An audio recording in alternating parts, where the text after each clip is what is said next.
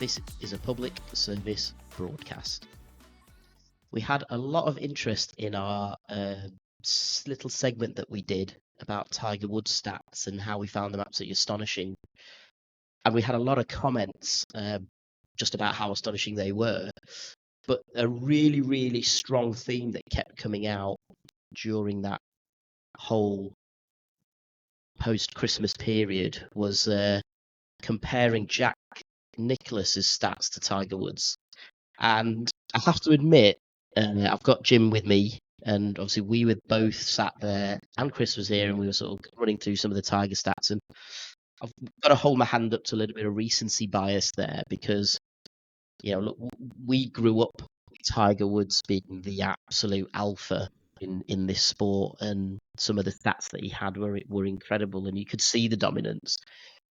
And names like Gary Player, like Arnold Palmer, like Jack Nicklaus, they're there. The guys are still around. You know of them, but it's enough in the past where you don't really. It's a different era. You're not really counting that towards your perception of golf. And I suppose then there's all this media influence as well in how influential Tiger Woods was. Now, I think impact-wise, nobody beats Tiger for me for what he's done to this sport and how he's just sent it stratospheric. And the fact that we're even talking about this kind of stuff, it is a testament to him. But the public service we wanted to do today, to me and Jim, are going to run through some frankly insane stats about Jack Nicklaus. I'm so glad I've done this. And it's been about 3-4 days of just trawling through the internet for different reasons, but landing upon Jack Nicklaus stats as well, and finding out some of the stuff that he achieved in the game.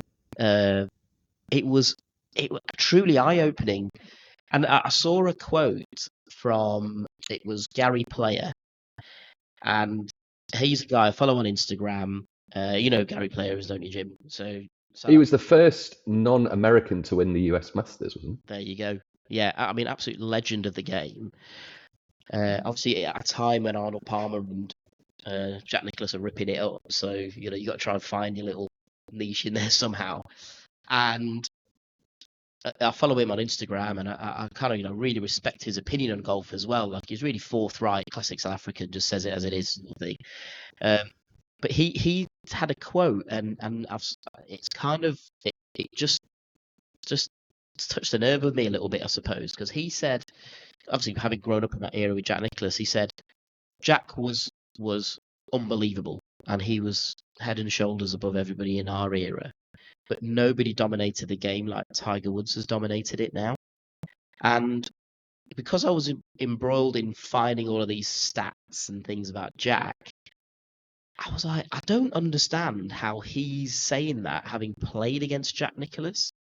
Like, it didn't sort of ring true when I ran through some of these statistics, and I thought it would be really great to share that, actually, for a bit of balance. I mean, I don't want to dwell too much on a whole like it's Jack versus Tiger. I mean, I've said in the comments on our Instagram post about Tiger Woods that, look, there's definitely room in this game for 2, 3, 4, 5 absolute legends, because number one, this game's been going for hundreds of years. Yes, we don't have statistics from that, and it will carry on. There's so much interest in this game at the minute, primarily because of Tiger Woods, but there's so much interest in this game. It's just going to keep growing and growing and growing, and records are there to be broken. So there's going to be somebody else coming up. There's room for all of them, but it's a great, healthy debate. I mean, what's been fascinating is it's never really got nasty. No one's ever, really insulted anybody or anything like that. It's just, you've got an opinion, you back up your opinion. Some people are very gracious and go, yeah, fair point, I understand it. Some people don't, but you'll see, you're not there to win any arguments. We don't really want to do a whole like, oh, who's better, and ultimately we're going to score everyone and say at the end of today that we think. Objective, isn't it? Everybody's got their own opinion based on their own experiences of watching and following the game and their own research. Is that the smallest glass of red wine ever? That is. This is. I know it's port. This is my last bit of festive port. It is. Yeah, I think Or you've just grown over Christmas. yeah. I mean, to be honest, mate, I have eaten my body weight in chocolate this You're Christmas. not the only one. The diet starts tomorrow. I don't. I mean, I keep saying that. What are we on now? We're on the 5th of January, so I've got away with it for 4 days. But I've been ill, so just Yeah, it's my gym's got flooded, so I can't it's can't go. better to So I just sat rest. home and ate chocolate instead. If you're gonna do it, like that's almost. I think I read again when I was going through the internet, just kind of trying to find these stats. I heard that you get the same endorphin release from eating chocolate that you do from going to the gym. So that's basically science has said you can eat chocolate. So don't argue with science, mate. That's the stuff. Don't argue with statistics either. Come on, you speak to a Science. mathematician here. Yeah, I know. What's the probability? Yes, so I'll get Let's into not go there. it. So yeah, so we're here to. I'm hoping we will probably educate quite a lot of people about Jack Nicklaus and yeah, like I say, giant in the sport. You know about him. He's obviously still alive, and very well. And Tiger Woods speaks about him in amazing, glowing terms.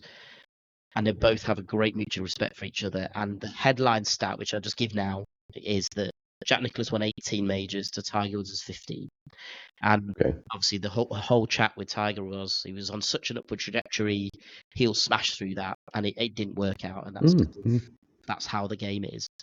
But when you scratch beneath the surface of just that achievement, there is so much more to it, and it's so layered, and also it's difficult because they only really started collecting all these major statistics that we rely on now from about 1980, and it's obviously getting more and more detailed. So we're kind of victims of. I was born in 1980, so we're kind of victims of that recency bias and all the stats, and you can't. I mean, you could always statistically argue something, can't you? So let's delve into it, Jim, and I'm gonna set your face to stun because these are stunning facts. I think. I know the headline figure, and that's about it. So Yeah, the 18 and the 15, right? So I mean, what's that? That's a 20%. He's 20% better, isn't he? Is that right?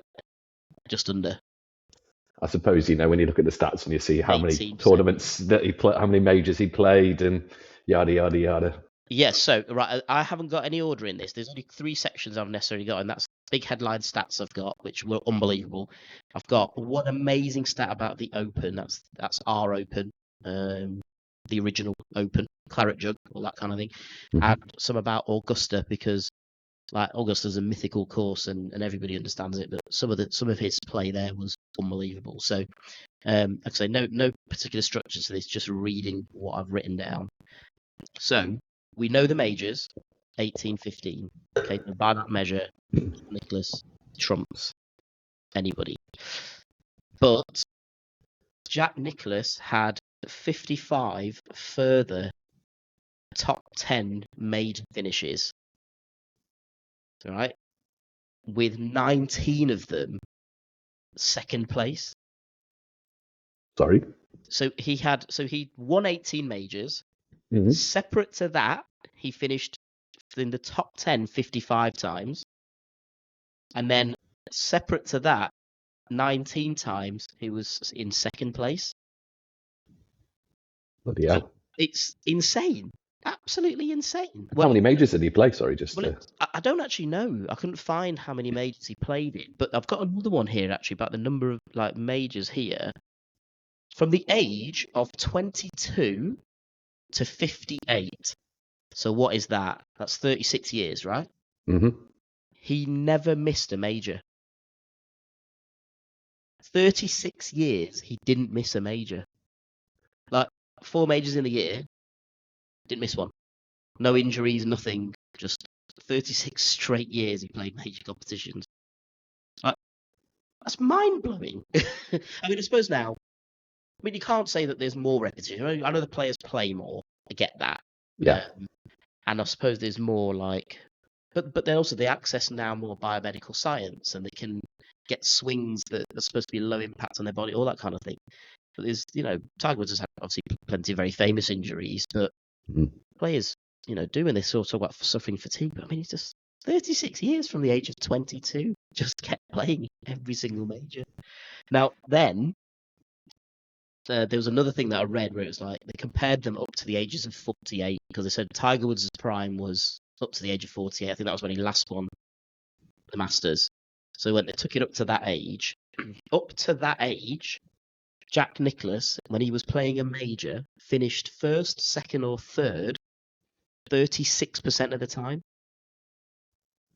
which Bloody again hell. is just Blimey. nuts. Like a third of the time, he's going to be in the top three. Not just like I'm in the top 10 or anything, top three. I mean, that's full on dominance. That added on to that, so that's the top three. So he's going to finish 36% of the time in the top three. The top five, which is still pretty mega, over that up to the age of 48 in majors, he was going to finish in the top five. He finished in the top five 53.8% of the time. Top five. Like, he was just unbeatable. Who's like, and there's so his big thing was close matches. He'd win close matches on the last round, all that kind of thing. I mean, the mentality that you've got to go and have to win close matches at that kind of rate, like, that is absolutely unbelievable. There's another one here about the majors. So he's obviously done this big run. He's done 36 years of never missing one. He went 15 years without missing a cut in a major. So he's playing all 4 rounds in all 4 majors for 15 consecutive years. I don't have a comparison, so I don't know if anybody else has got anywhere near it. But well, I think the main comparison, really, I suppose, as part of this podcast, is in relation to what was Tiger Woods' record. What was his record? I don't think that's come out anywhere of how many. I know he had 142 consecutive weeks or tournaments, I think it was, where he hadn't missed a cut. Now, what does that equate? Let's say, obviously, that's not all majors, is it? But I think it's 142 consecutive rounds he hadn't missed a cut. I don't know, and I'm guessing because this only tells us about the majors and 15 years of majors. Maybe there were some tournaments in between Jack did. But I mean, from both of them, that is just, they're behemoths of the game there. That's just, if you're playing them, that is just consistency. Because it's like, how do you beat them? Madness. Can you imagine he's in the last round pairing with Greg Norman or Rory? Faldo did Greg Norman, didn't he? I was going to say Faldo, but Faldo did Greg Norman, didn't he? I remember watching that. I was glued to the TV for that. What was that? 96. Yeah, I remember. 96, I was because it was even my mum watches the Masters, the final round anyway, and certainly getting down to the the latter stages of that round, and it was just absolutely thrilling TV. I was just recounting it just as we were talking, thinking, oh, I do remember that, that competitive element. And was he 6 shots? He was 6 shots in the lead. Faldo. Yeah, Faldo. Ahead of Faldo, who was second, and then there was an 11-shot swing, and he lost and Faldo won by 5. I don't know where Norman finished. Absolute collapse, wasn't it? That, I mean, it was like, that was the worst capitulation I think I've ever seen. But it was a vivid, real memory of watching golf, and I couldn't even tell you why I necessarily decided to tune into that particular year. But 96, yeah, it was so vivid. Like, he had his hat on, didn't he? And yeah, it was just like Faldo was just on a mission. I know we digressed, but what a moment that was. Absolutely. What time of year is Augusta? Is it like around May time, May, June, something like that? I can't remember. Slightly earlier, isn't it? I thought is it April, May? Like April. I don't know. Yeah, so what should have been revising for exams really at that point in 1996, but there you go. Late night on a Sunday. Yeah, I was just doing my AS level, so it didn't really matter. Right, okay, so I'm going to give you this other one here. So for Jack, they did a thing where the first ever time he finished in the top 10 in a PGA Tour tournament to the last time he finished in the top 10. How many years would you guess that gap was? The first time he ever finished in the top 10 and the last time he ever finished in the top 10. Chuck a number out at me. So I'm going to say that he I don't know how old he was when he won his first major. Probably 25. Yeah, probably around hovering around about that. Yeah. 25. I'm going to go late 40s. So I reckon 25 years. Go 25 years. 25. Okay, so Tiger Woods was 22 years. Okay, from his first ever top 10 to his last ever top 10. I mean, so he's still going. Could change, but that was the last time. Jack Nicklaus was 38 years. That's longevity defined, isn't it? 38 years. Wow. Finishing in the top 10. So he's probably obviously finished in the top 10 a bit earlier. I think he did it just as he was amateur, I think, and then it went into then going pro. But yeah, his first ever tour event, finishing in the top 10 to last 38 years. Tournament. Oh, sorry, I thought we were talking majors there. Sorry. No, sorry, but 38 years. Okay. That's Otherwise, I would have gone am. longer, obviously. Nearly as old as I am. Right, what else have we got now here? Okay, here we go. In the 1970s, that whole decade, he played all 40 major tournaments, and he finished in the top 10 in 35 of them. So we were talking about Tiger Woods' 12-year period of dominance and like this huge body of work that he's put together. I mean, top 10, 35 out of 40 majors. That's mad. Absolutely mad. And this was another one here. They had so in a little bit of Tiger versus Jack sort of thing, and a lot of people will then shove this stat out. So Jack has played in 586 PGA Tour events, of which he's won 73. So that's a 12.5% win rate. Okay, Tiger Woods really good. Yeah, I'm going to say you win one tournament in every 8 that you play. Wow, amazing. Tiger Woods. This actually does put Tigers into even more perspective. He has played so far 358 PGA Tour events, winning 82 of them. His win percentage is 23% PGA Tour events. Insane. Absolutely insane. Like, that's testament to both of them. One's done it over that period of time, and the other one's just gone, this is where my candle burns, and I'm going to absolutely blitz everyone in that period. 1 in 4 tournaments I'm going to win. So Jack, and this is a bit of a testament and a nod sort of thing to Tiger Woods. Jack ended the season with a scoring average of below 70 for a round on 3 occasions in his career. So pretty, that's solid. Well, not solid. I was going to say, I think it's pretty incredible compared to watching me play last week. I'll tell you something. You become a bit numb to superhuman statistics, and you go 3, 3. He's playing for 50 years, or you kind of go three times in his whole career. He's gone an average below 70. That's insane. That's unbelievable. Average.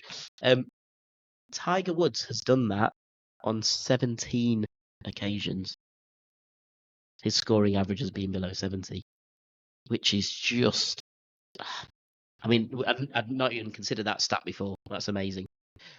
Courses are easy nowadays, aren't they? And I think Jack's got something to do with that as well. But bearing in mind, he's made an absolute fortune of building golf courses. So you probably feel sorry for them in the fact that he considers himself the GOAT, and he's like, "Oh, you plebs! I'll make the course easy for you guys." Yeah, absolutely. Yeah. I'll put the bunkers at 180 yards. You could easily outdrive that. No problem. Right. So this is a bit of a longer one, but the PGA Tour only really started recording full-on stats from about 1980 for the very first time, and hence why there's less available about Jack. So you don't know about his putting and things like that. Anecdotally, I read somewhere, I think it was Gary Player actually, who just always said that Jack didn't have the most perfect swing, he didn't have the most perfect technique, but what he could do was play badly really well.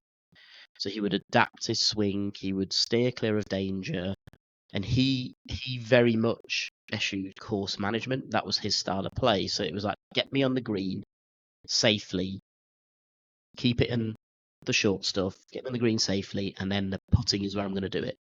And he was known as an absolute demon putter. So it's a shame we can't get his stats. I mean, somebody probably does have them somewhere, and if they do, they can feel free to. I've never said this before, but drop them in the comments. I've never got a chance to say that. I've got a chance to say it now. Oh, Oh, it's a little things in life, isn't it? Bring you so much joy. Who would have thought a year ago? That's all you do it for. Like and subscribe. So that was the first time they did it. Now Jack Nicklaus was 40 years old by then, so you would consider potentially he's past his prime. What? I thought he's just coming into his own there. I think. Oh yeah, the way he's going, but so it was certainly physically, anyway, his prowess would be dipping at that point, and particularly before we got into full-on sports science and everything. So in that year, 1980, he ranked 10th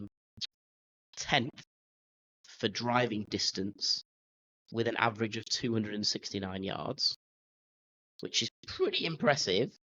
And he ranked 13th on driving accuracy. Okay. Now that gave him a combined score of 23. Those are the two things added together.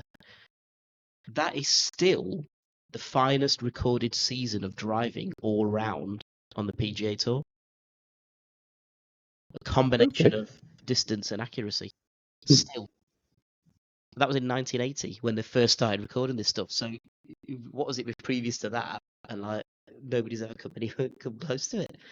But I just couldn't believe it. I was like, hang on a minute. And again, I suppose we're used to not recency bias, but maybe media bias. We see the highlights reel, don't we, when the coverage is on. When you see people, Rory pumping it 350 yards right down the fairway, you don't necessarily see it when he's gone way right, or unless it's a really massive thing like speed gun at Royal Birkdale, that kind of thing. It's just like you can't get it. You can't understand how this 40-year-old guy just goes, yeah, whatever. Best driver in the field, and that record still stands to today, which is now 45 years later. Absolute madness. So those are the general ones. Now I will give you. I'll give you the open statistic, I think, first. The reason I'm going to do that is because some of the Masters ones, they're pretty epic. But there's only one for the Open, so I'll sandwich the Masters with the others. So for the Open, for finishing consistently, Jack Nicklaus finished in the top 6 for 14 consecutive years at the Open. 14 consecutive years. Now, the Open is the toughest test of your golf. You're playing in some of the most rugged terrain ever, some of the most, naturally tough conditions. In the British summer. In our summer, which is horrific. You get wind, you get rain. If you're in Scotland, you might get midges. You're battling everything. You're also battling people who are going to scoff at you if you eat your sandwiches in the incorrect manner and all that kind of stuff. So, well, this guy's come over, and 14 consecutive years he's finished in the top 6. Okay. The next closest, so the next closest consecutive runs in the top 6 is 3. 3. It's nearly 5 times the number of them. It's like no one's going to touch that record ever. They're just never going to do it. Like he's 14 years in the Open. That's madness. Mind blowing it was, mate. Absolutely mind blowing. So that was my Open stat.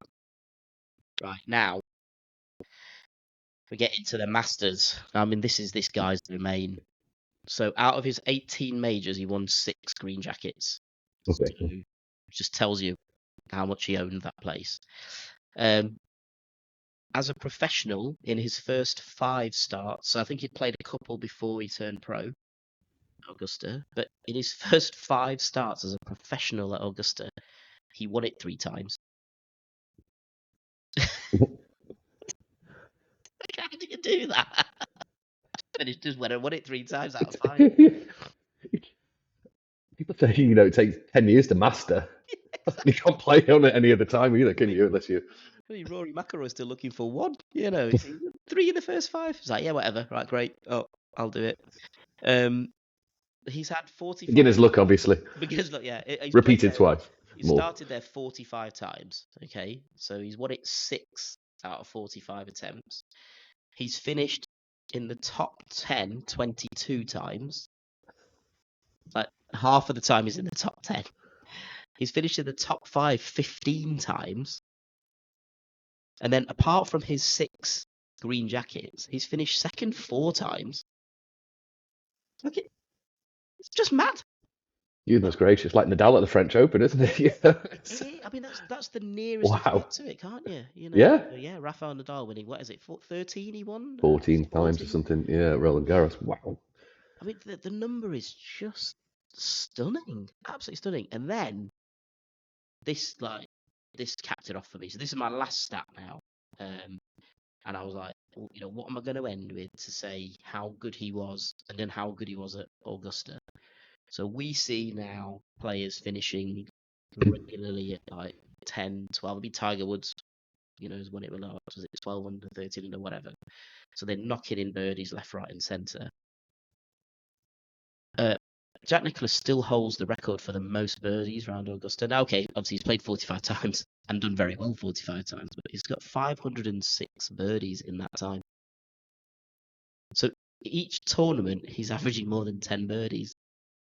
Take that across the 4 rounds, it's 2.5 birdies a round he's averaging. Insane. I don't know what it feels like because I've never had one, so it's you know, never mind Maybe 500. Do the birdie dance. Oh, you didn't do the dance, did you, last week?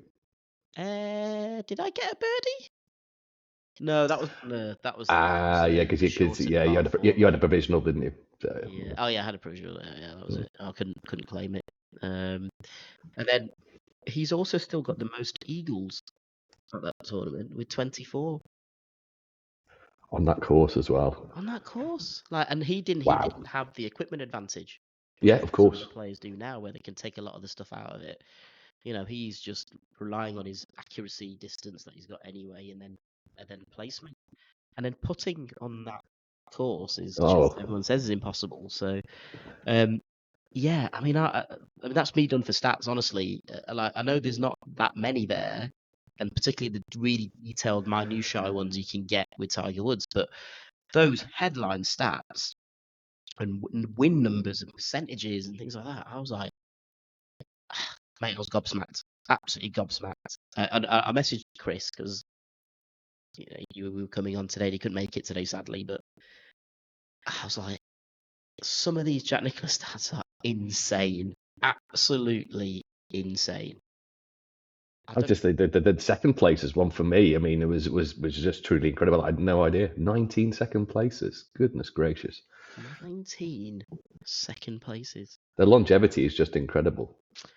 And I think, you know, the physical aspect to it is one thing, but it's the mental aspect. And once you've done it 18, however many times, you're thinking, do you need to do it anymore? But the passion for it there. Yeah, motivation to keep going. I think the other thing you sort of you forget. I mean, I know like players obviously now they travel a little bit more because they're around the world a little bit more. But look, they're traveling in private jets and they're traveling with chefs and they're traveling with, you know, a physical conditioning team and everything is let's get you in the height of your physical condition, and we've got so much science behind us now. You know, in those days there would have been something, but it would be very rudimentary compared to what we've got now. You know, he'd have been going on commercial flights probably. So, and there probably wouldn't have been as much research around jet lag and things like that. So he's probably just getting up and just like, oh, I feel terrible, but I'm just going to go out and play. And just pulverizing everybody consistently for 40 years, you know. Just, it was, I did not expect, and I said it at the start, I'll hold my hand up to this. I'm a massive Tiger Woods fan. Like, I will back him against all the haters as much as I can. And I don't generally like the whole getting into the debate about who's better, who's not. I think it's as everyone says, difficult to compare. However, I was not expecting expecting to sort of read the stats and go, oh, I mean, is it really even close between the two of them? Because those numbers, some of them are crushing, like absolutely crushing. There's extenuating circumstances for all of them both ways. We don't know what the workload on Jack was in between majors, do we? No. They are different eras, and I think that's why it is very difficult to compare. Everybody's going to have an opinion on it. I don't think, I do particularly. They were just both legends of the sport. And why do you have to have one GOAT? Why can't you have just a number of legends, as you said earlier on? A field full of goats, Jim. A field full of goats. But I mean, I think where we're coming from is, we're not staunch Tiger Woods defenders and fans and whatever. We're not Jack Nicklaus fans. We just like the game of golf, and you like say you know maths and you into statistics and things like that. You can see from those numbers, like, wow, like, they're amazing. And you think of the win percentages at something 12.5% versus 23%. And these, but if you know the sport, then you think how incredible that is, given the complexity and the number of different elements to the game. Whereas if you're playing tennis, I don't know why I always use tennis as an analogy, or football teams or something like that, the win ratio is usually a lot higher for the best of the best. That's because you support Everton, I support Aston Villa, mate. So we just keep the ball out of it, don't we? There is that, yeah. I say that I've just as I was saying that, it just occurred to me why you do bring up tennis. It might not be this reason. Maybe I'm putting words in your mouth here, but tennis is also a solo sport. You got no one else to blame. You're hitting that ball. It's your own physical conditioning. It's your battle against man on man, woman on woman, person on person against that other player. Golf is similar, isn't it? Except it's not four majors a year plus the tour as well. So I think they're similar in that respect. Of course they are, yeah. Absolutely. Yeah. So you can compare them closer than quite a lot of other sports, particularly those of the highest profile, and those two are, the pinnacle really of. But these debates rage in tennis, don't they, all the time? It's like who. Oh yeah, Djokovic, Federer, Nadal, Jimmy Connors, whoever. It's beyond Borg. Again, but I think it was just great over the years to see it's always that fascinating debate. If they were both in the prime and they played the Masters together, who would win? Well, you can't. It depends on the conditions. You can get it. There's a lot of good fortune as well. You need luck in golf. I mean, I suppose a lot of people say, well, you make your own luck, but there's a big element of that, isn't there? The roll of the ball, how it's all, how you competitively finding it as well. That's the other thing. Yeah, of course. I mean, there's no debate, to be honest, mate, in my mind about tennis. The GOAT is very easy. I think as soon as I say it, you'll be like, how have I missed it? Andy Murray. No. Oof. He wishes. For playing a lot of his career in a wig, Andre Agassi. I mean, come on.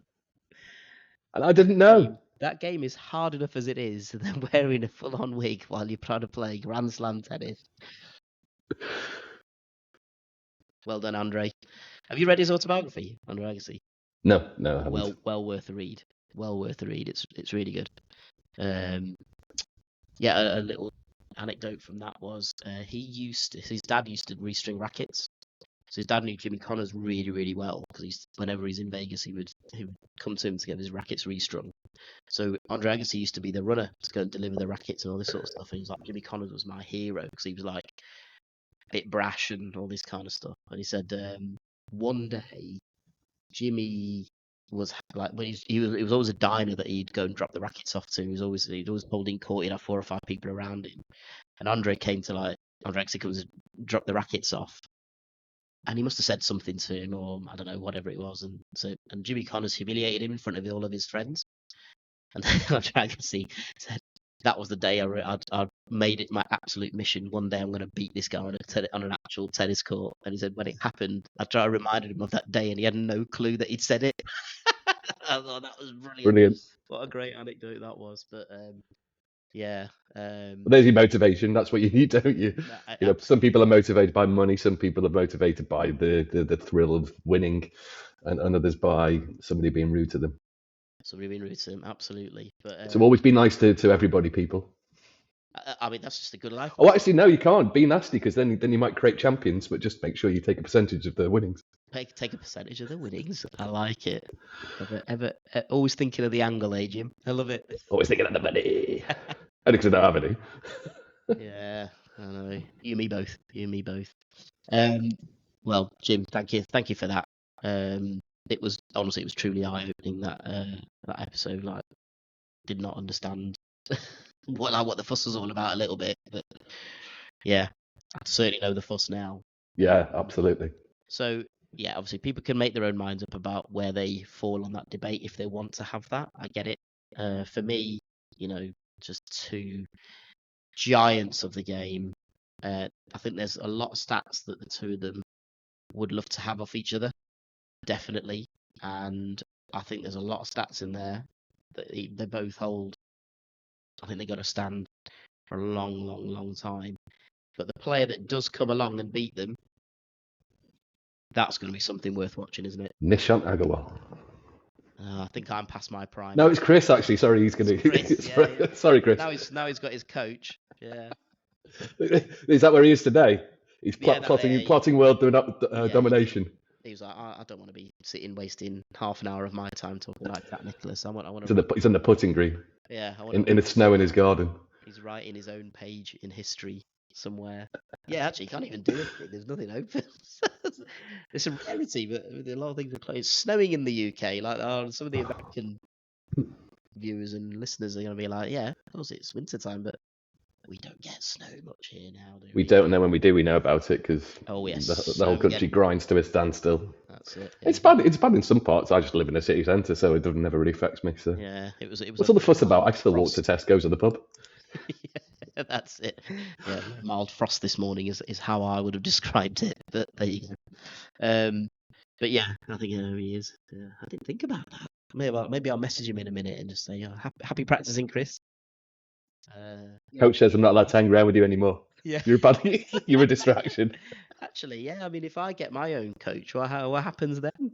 They're like, are they going to instruct to take these challenges seriously? Then they'll be like, oh, no, don't give him honour to tee off first if he's not got it, or make him do it first. He's got me in. Well, I will be able to be bribed, and not enough kind of for fixing the challenges. Yeah, well, I mean, your challenges, not anything else. You're going to be there, mate. I work in finance, so the bribery act is something that I pay particular attention to, and would never do anything immoral. What's a bribe? And on that bombshell. Yeah, thanks, mate. I really appreciate it. No, thank you. It's really interesting.